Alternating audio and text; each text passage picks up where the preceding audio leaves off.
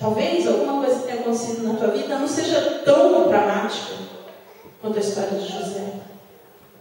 Mas esse sentimento de traição, de alguém que machucou, alguém que fez alguma coisa que você jamais esperava.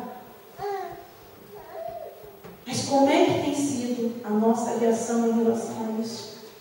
Durante muito tempo, desse namorado que eu estou citando, uns 15 anos atrás, eu culpei a Deus. Eu perguntava: Deus, por que o Senhor deixou acontecer isso comigo? Até eu chegar à conclusão que eu tinha errado, porque ele não era o namorado certo, e eu sabia disso desde o começo. Mas a gente tenta encaixar as coisas de Deus, né? Dar uma ajeitadinha para ver se fica dentro da vontade de Deus, mas não é, né? Mas em qualquer das situações que nós tenhamos passado, será que nós estamos tendo a mesma reação que José teve? Eu creio que José ficou triste.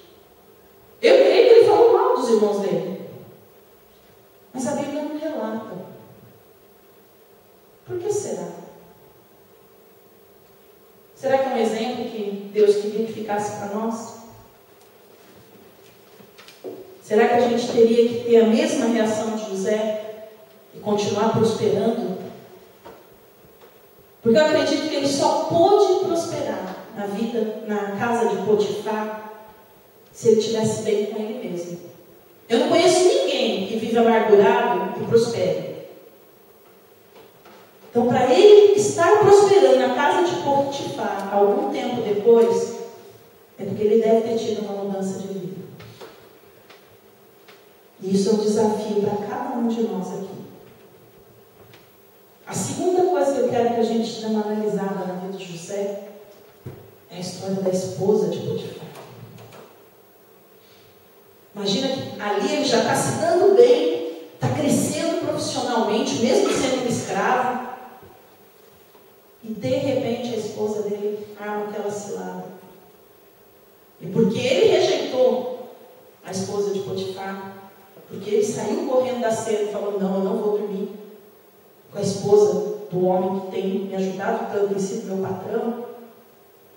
Ele fez a coisa certa, mas por causa de uma mentira que alguém inventou, ele se deu mal. E de novo, talvez isso tenha um exemplo na sua vida. Eu tive uma mentira que inventaram de mim na oitava série, muitos anos, faz as contas, por favor. Mas eu andava muito com uma moça da minha classe, e as duas eram muito esportivas, a gente jogava futebol, e começaram a ter comentários sobre nós duas. Aquilo foi terrível, eu tinha 14, 15 anos, nem sabia me proteger ainda. E depois, levou tempo, mas eu também liberei isso da minha vida. Estou dando exemplos pessoais aqui, abrindo minha vida para vocês verem que isso não é assim específico. O pastor, o missionário, né? Não sofre essas coisas. Não, sofre. Igualzinho, nós somos gente como gente. Gente como a gente. Qualquer um de nós aqui está sujeito a uma situação dessa. Talvez alguém inventou aí uma mentira, talvez alguém diga, não sei. Não sei porque que Deus me deu essa pregação. Não me pergunte, porque Ele me deu ontem à tarde. O pastor me avisou sexta-feira que eu ia pregar. Eu tenho uma pasta cheia de pregações. Fui lá, folhei. Não é nenhuma dessas. Catei uma folha em branco. Tá bom, Espírito Santo, fala o que o senhor quer. Fui dormir mais tarde por causa disso. Então eu não sei o que Deus quer falando isso com a gente hoje. Mas talvez alguém tenha mentido a seu respeito. E talvez isso tenha interferido na sua vida. Como interferiu na vida de José? Ele foi preso por causa disso.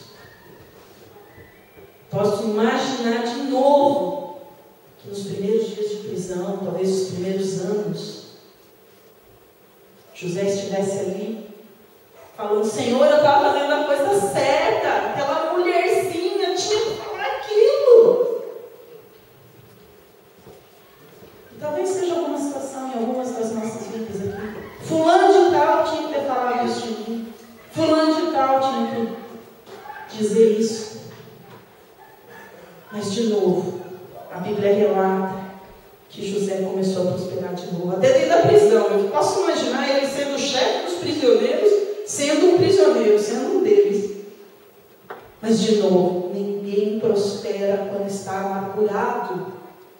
E se ele começou a prosperar na prisão, eu creio que José estava bem. E isso mostra a transformação de vida.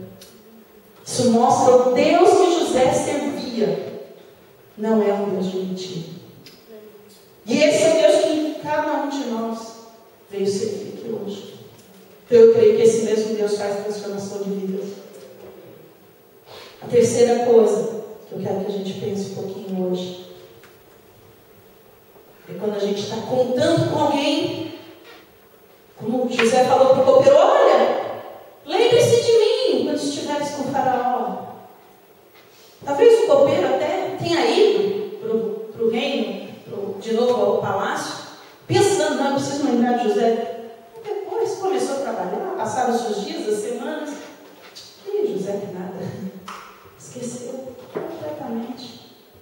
E talvez nas nossas vidas a gente também está contando com alguém que fizesse um favor, uma indicação, fizesse alguma coisa especial para você, e de repente essa pessoa não fez. E a gente fica decepcionado. Puxa, fulano, puxa, ciclano. Mas de novo, qual é a reação de José? A Bíblia não conta de nenhuma reclamação dele.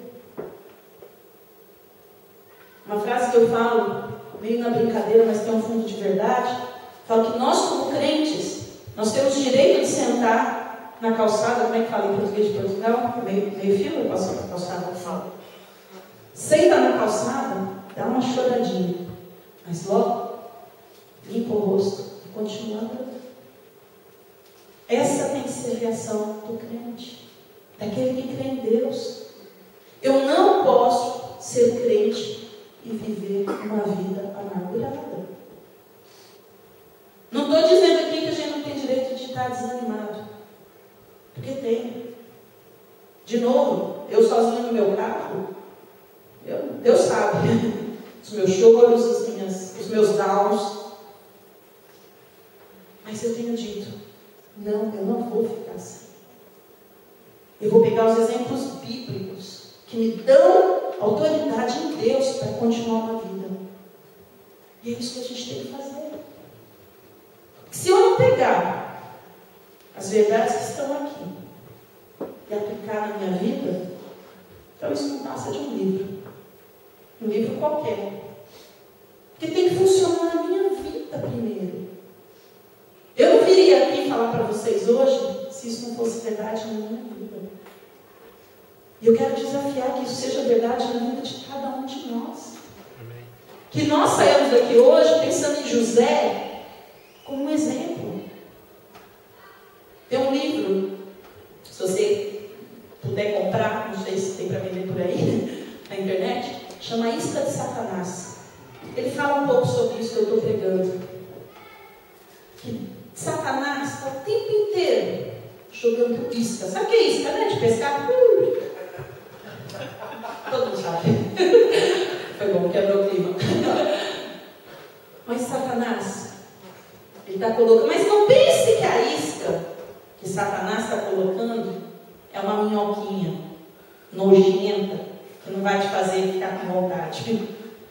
A isca de Satanás é alguma coisa apetitosa, alguma coisa bonita aos olhos, que realmente te tente. Porque se a gente pegar a história de José, a isca que Satanás jogou para ele, provavelmente, a Bíblia não fala, mas eu acredito. Está vendo, José? Você fez a coisa certa e ainda assim se deu mal. Viu? Não vale a